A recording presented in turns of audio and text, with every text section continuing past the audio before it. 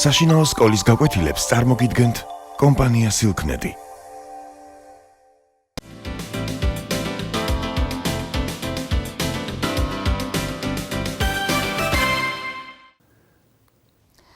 გაკვეთილის თემაა პერიოდული პროცესები და პერიოდული ფუნქციები. გაკვეთილზე განვიხილავთ რამდენიმე მაგალითს. პირველი ამოცანა. იპოვეთ x რიცხვის მთელი ნაწილი, თუ x უდრის 0.25-ს, x უდრის -0.33-ს, x უდრის 3.1/9-ს, x უდრის 5-ს, x უდრის -4.8/9-ს, x უდრის -7-ს და x უდრის -12.4/1000-ს. ამოვხსნათ. რიცხვის მთელი ნაწილი მეტი არის x-1-ზე და ნაკლებია ანტოლი x-ზე. ვიპოვოთ თითოეულ შემთხვევაში მოცემული რიცხვების მთელი ნაწილები. ესე იგი, თუ x უდრის 0.25, მაშინ x-ის მთელი ნაწილი იქნება 0.25 მიასედის მთელი ნაწილი და ეს უდრის 0-ს. შემდეგ -0.31 მიასედის მთელი ნაწილი უდრის -1-ს. 3.1/9-ის მთელი ნაწილი უდრის 3-ს. 5-ის მთელი ნაწილი უდრის 5-ს. -4.8/9-ის მთელი ნაწილი უდრის -5-ს. ხოლო -7-ის მთელი ნაწილი უდრის -7-ს. -12.4-ის მთელი ნაწილი უდრის -13-ს. ახლა განვიხილოთ მეორე ამოცანა. ეს არის იპოვეთ x რიცხვის წილადი ნაწილი. დავწეროთ x რიცხვის წილადი ნაწილი ტოლი არის x რიცხვს გამოკლებული მისი მთელი ნაწილი. ვიპოვოთ მოცემულ შემთხვევებში თითოეული რიცხვის წილადი ნაწილი. 0.39 მიასედის წილადი ნაწილი იქნება 0.39 მიასედი. -0.43 მიასედის წილადი ნაწილი იქნება -1-ს უკაცრავად -0.43 მიასედს -1. ეს უდრის -0.43 მიასედს +1 და ეს იქნება 0.47 მიასედი. -4.1/7-ის წილადი ნაწილი, -4.1/7-ის წილადი ნაწილი უდრის -4.1/7-ს -5. ეს უდრის -4.1/7-ს +5 და ეს უდრის 6/7-ს. 7-ის წილადი ნაწილი. 7-ის წილადი ნაწილი უდრის 7-7 და უდრის 0-ს. შემდეგ 5.4-ის წილადი ნაწილი. ეს უდრის 5.4-ს -5 და ეს უდრის 4/9-ს. 1.41 მიასედის წილადი ნაწილი. 1.41 მიასედს -1 და ეს უდრის 0.41 მიასედს. და ბოლოს -2.97 მიასედის წილადი ნაწილი, ეს იქნება -2.97 მიასედს -3 და ეს უდრის 0.3 მიასედი. ამრიგად ვიპოვეთ თითოეულ შემთხვევაში მოცემული რიცხვების, პირველ შემთხვევაში მოცემული რიცხვების მთელი ნაწილი, ხოლო მეორე შემთხვევაში მოცემული რიცხვების წილადი ნაწილები. ახლა განვიხილოთ შემდეგი ამოცანა. განვიხილოთ მესამე ამოცანა. დაასაბუთეთ პერიოდული ფუნქციის განსაზღვრის არე შეიცავს უამრავ რიცხვს, დადებითსაც და უარყოფითსაც. ვთქვათ, f არის პერიოდული ფუნქცია, ესე იგი მისი განსაზღვრის არე შეიცავს ერთმაინც ელემენტს. ვთქვათ, ამიტომ არსებობს x0 განსაზღვრის არედან. მაშინ ნებისმიერი n ნატურალური რიცხვისთვის n ეკუთვნის n-ს, xn უდრის x0 plus nl და ეკუთვნის df-ს, ანუ ეკუთვნის განსაზღვრის არეშს და xn' უდრის x0 minus nl ეკუთვნის df-ს. სადაც l არის f ფუნქციის პერიოდი.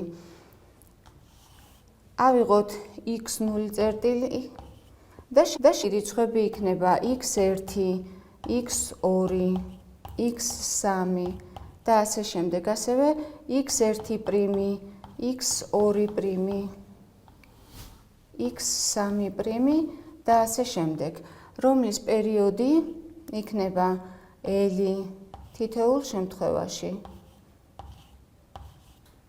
ხოლო მარცხნივ -l.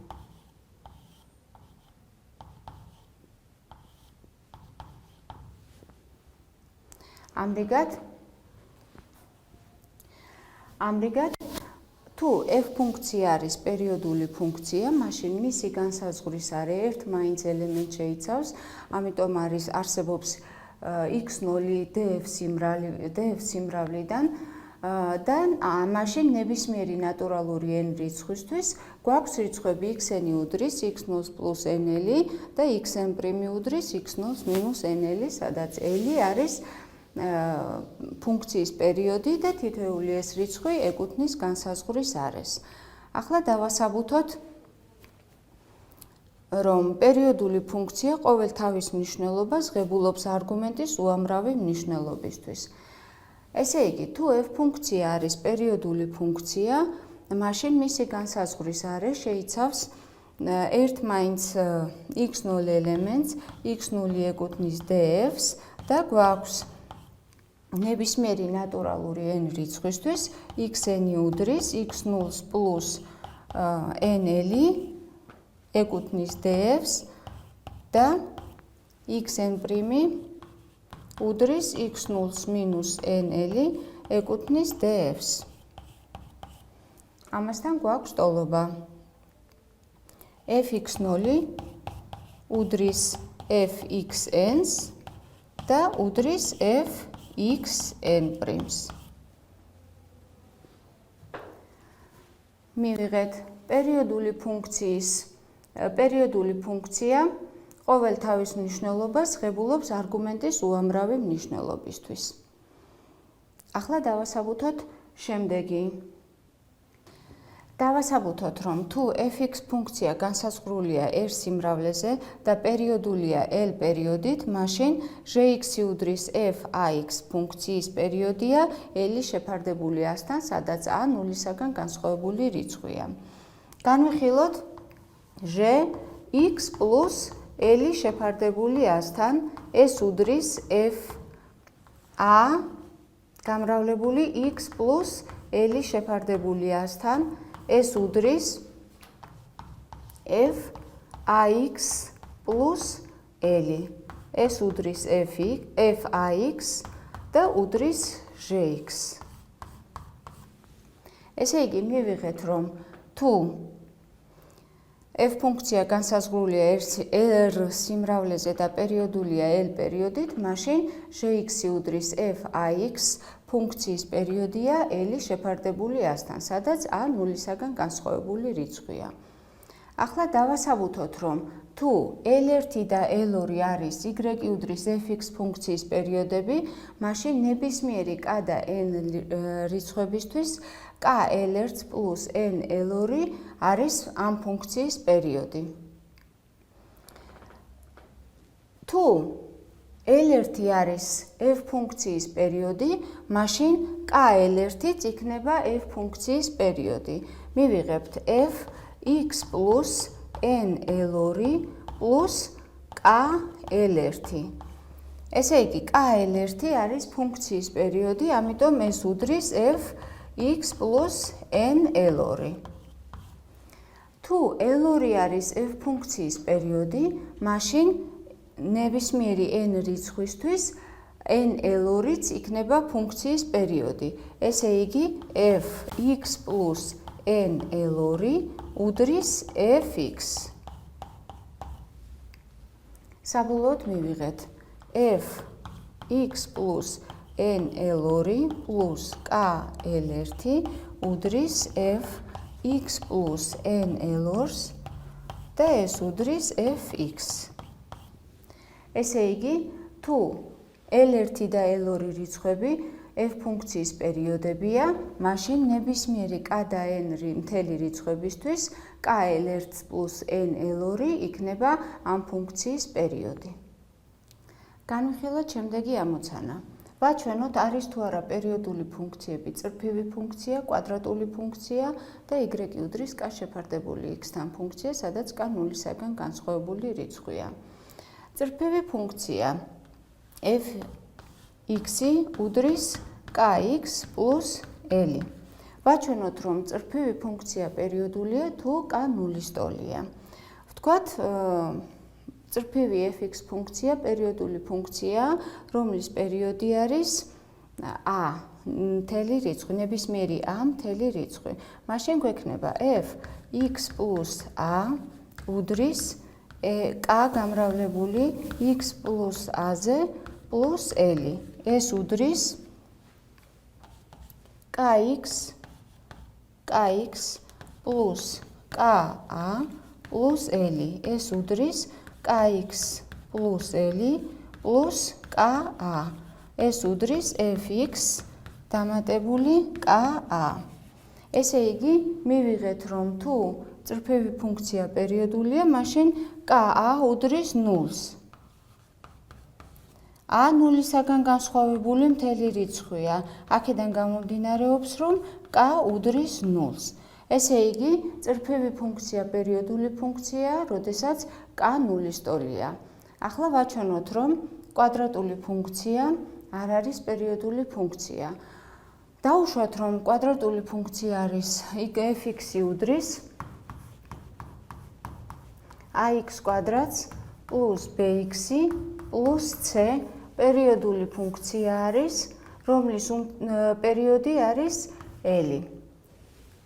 ნებისმიერი l მთელი რიცხვი. მაშინ f x plus l უდრის a გავამრავლოთ x plus l-ის კვადრატზე plus b გავამრავლოთ x plus l-ზე plus c. ეს უდრის ax კვადრატს plus 2axl plus al კვადრატი plus bx plus bl plus c. დავალაგოთ და გვექნება ax კვადრატს plus bx plus c plus 2axl plus bl და plus al კვადრატი. ეს უდრის fx დამატებული 2axl plus bl და plus al კვადრატი. თუ fx კვადრატული ფუნქცია პერიოდული ფუნქცია, მაშინ 2axl plus bl plus al კვადრატი უდრის 0-ს. ტოლობის ორივე მხარე შევკვეცოთ l-ზე და მივიღებთ 2ax plus b და plus al უდრის 0-ს. მივიღეთ, რომ l პერიოდის მნიშვნელობა დამოკიდებულია x-ზე. ესე იგი, fx უდრის ax კვადრატს plus bx plus c კვადრატული ფუნქცია არ არის პერიოდული ფუნქცია. ასევე არ არის პერიოდული ფუნქცია y უდრის k შეფარდებული x-თან, სადაც k ნულისაგან განსხვავებული რიცხვია. ახლა განვიხილოთ შემდეგი ამოცანა. ეს არის x-ის რა მნიშვნელობისთვისაა ჭეშმარიტი თანაფარდობა. x plus 1/3-ის წილადი ნაწილი უდრის 1/2-ს და 2x plus 2/5-ის წილადი ნაწილი უდრის 1/3-ს. ამოვხსნათ ჯერ პირველი მაგალითი. ესე იგი, x plus 1/3-ის წილადი ნაწილი უდრის 1/2-ს.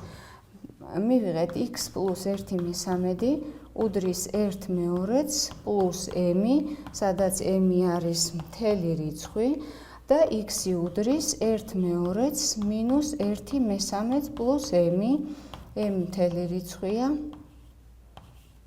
და m უდრის 1/6-ს პლუს m.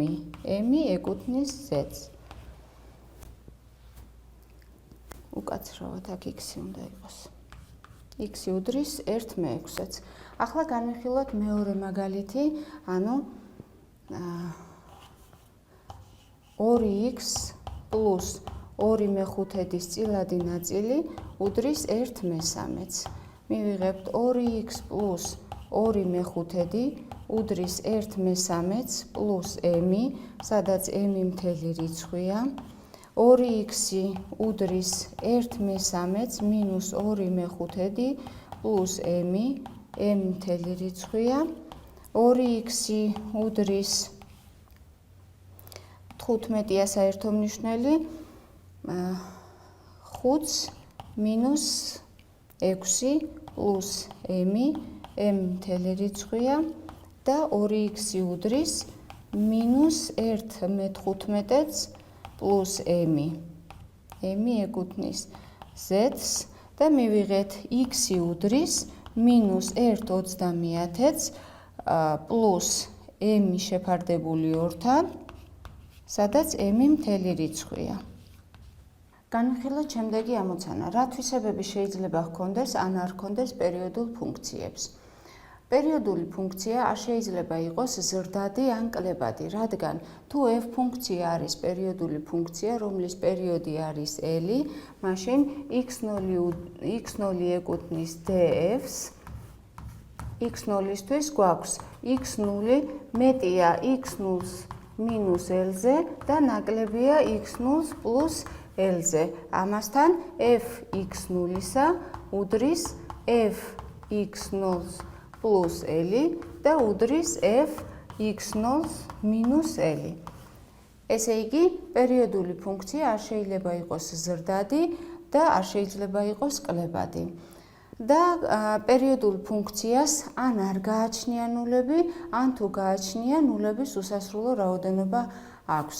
რადგან თუ f პერიოდული ფუნქციის ნული არის x0, სადაც x0 ეკუთვნის df-ს და l არის ფუნქციის პერიოდი, მაშინ ფუნქციის ნული იქნება x0-ს პლუს nl, სადაც n ნებისმიერი მთელი რიცხვია.